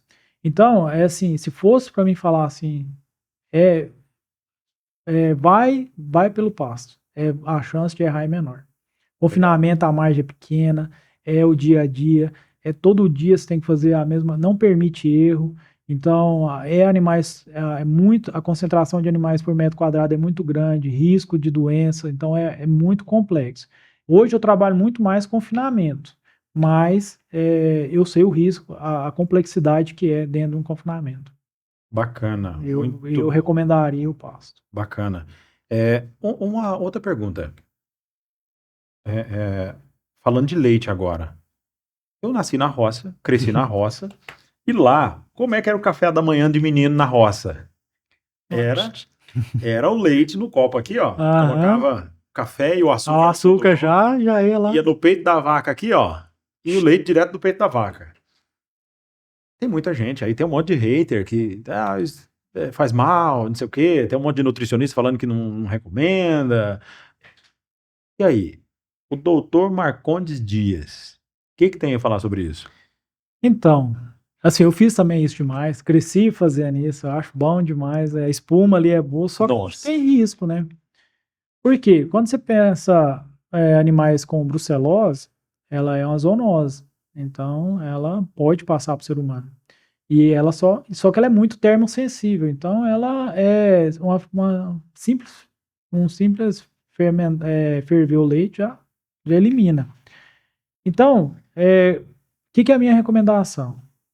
Faz os testes, quer fazer? Faz os testes nos animais, vê se eles estão livres, e aí, estando livre, não tem, Não tem risco. não tem risco.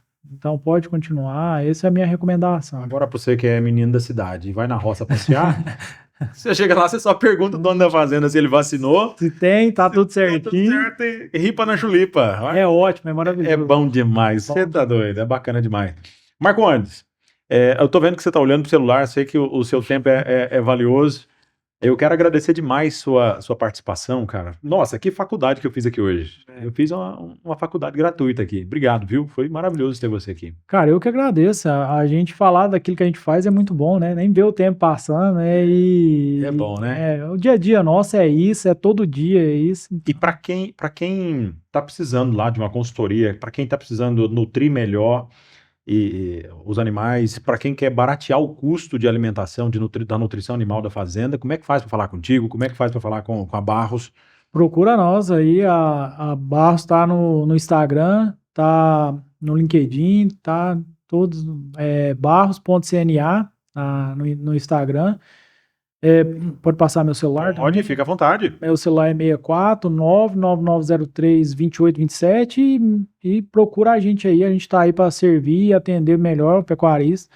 A gente tem aí inúmeras ferramentas aí, tem muita coisa que a gente pode somar e para conversar também, né? Olha que bate-papo mais Show de bola. show aqui. Cara, muito obrigado. Foi Eu que maravilhoso. agradeço. Maravilhoso, respeitando o seu tempo.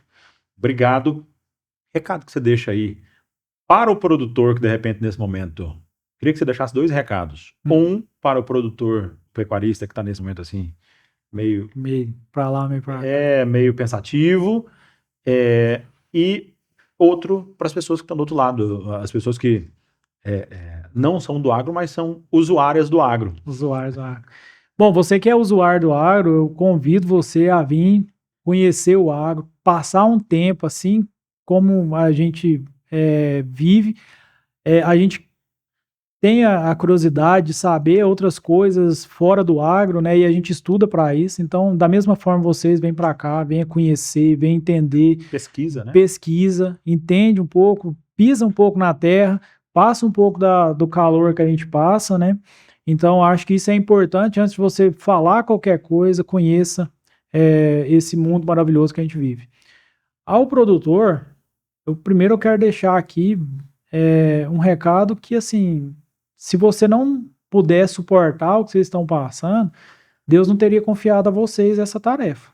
Boa. Então, Eu acho que é porque vocês têm competência sim para passar. E segundo, uma coisa que eu acho que é extremamente importante, foca, principalmente o pecuarista, foca no seu custo de produção. Para você poder vender e saber se está vendendo bem, se a arroba está cara ou se está barata, você tem que saber o quanto está seu custo, quanto está custando para você produzir. Porque a arroba, a gente tem pouco poder sobre ela, de mudar ela. O preço. Agora para trás a gente tem condição. Então a gente tem muitas ferramentas hoje, tem muita coisa que dá para a gente usar. Então foca no custo de produção, vê o quanto está saindo seu custo, quanto está a sua diária, mesmo que for a pasto. A gente fala muito de diária de confinamento, né? A gente tem a diária do pasto também. Então quanto está a sua diária de pasto, quanto está. Então, e não desista. Momentos difíceis vêm e vão, né? Como diz, né? O momento bom passa, mas o difícil também passa. Então é isso que eu quero deixar de recado para eles. Show de bola. Marcondes, obrigado, viu? Foi uma honra muito grande. E o meu recado para você, que é usuário do agro, assim que nem eu, e eu sou um grande usuário do agro, em especial do gado de corte. Eu sou um grande usuário do churrasco.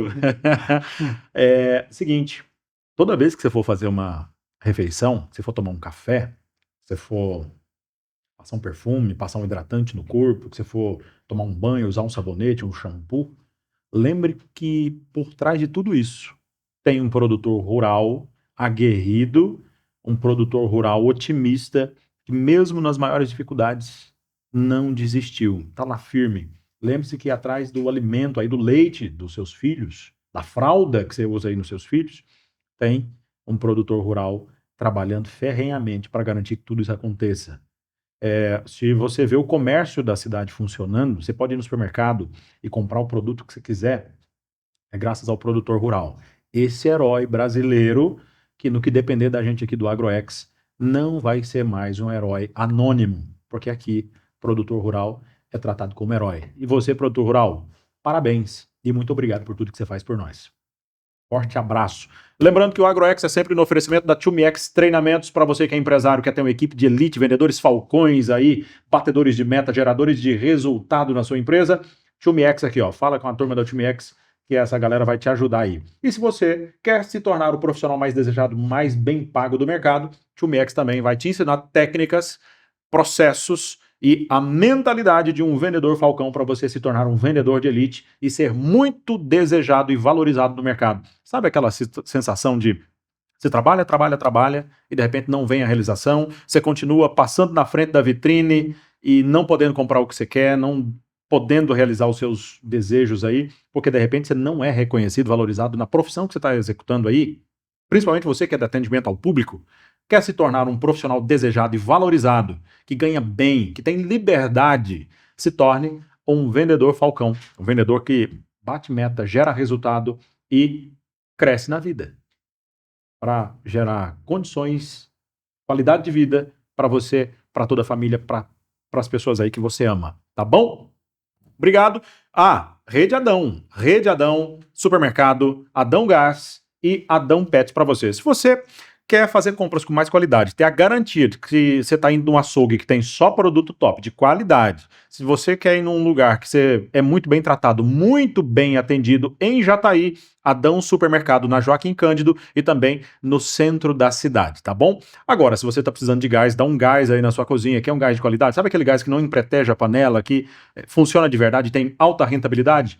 Super Gás Brás é o gás do Adão Gás, que chega rapidinho aí para você. O contato está aqui embaixo também para você do Adão Gás, do Adão Supermercado. E se você precisa de um atendimento, um banho e tosa, um cuidado especial com o seu pet, de repente você está sem tempo de levar o seu pet lá no pet shop para dar aquele tapa, aquele trato no visual aí, dar aquele banho, aquele cuidado especial, o Adão Pets vai até você, pega o seu pet com todo carinho, com todo cuidado, leva, trata, cuida, dá banho, dá alimento e leva para você com maior cuidado também. Tá bom? Então, Adão Gás, Adão Supermercado e Adão Pets é a rede Adão oferecendo o que há de melhor para você em Jataí e região. Fechou?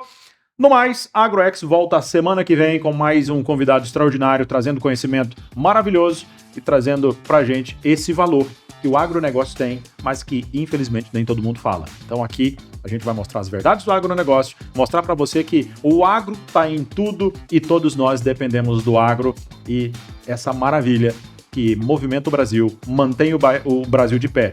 Porque o AgroX é a informação de quem alimenta, veste, enriquece e impulsiona o Brasil. Não se esqueça de se inscrever no canal, ativar o sininho para receber as notificações e semana que vem tem mais. Os cortes dessa entrevista vão estar no Instagram para você acompanhar lá também, tá bom? @oagrox. Abraço, valeu!